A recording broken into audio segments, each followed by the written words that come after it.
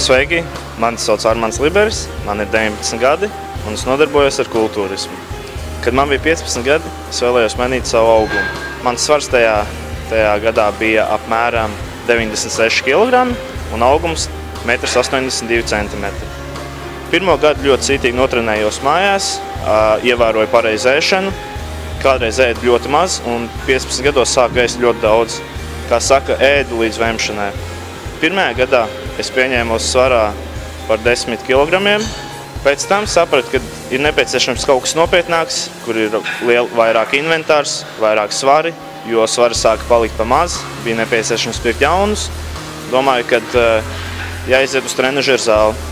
Izvēlējos trenažeru zāli Atletika, kas atrodas Juglā. Šeit man ļoti iepatikās un trenējos klubā Atletika Jugla jau 3 gadus. Treniņu ritms man ir pavisam vienkārši. Trenējos 5 reizes nedēļā un treniņus sadalu 2 dienas trenējos, 1 dienu atpūšos. Trenējos vakaros ap 9:30 kopā ar savu vakarmaiņas brigādi, kā saka.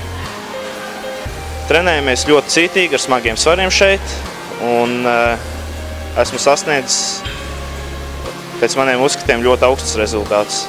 Kā jau pieminēju, man ir 19 gadi, mans svars ir 110 kg un mans augums ir 1,85 cm.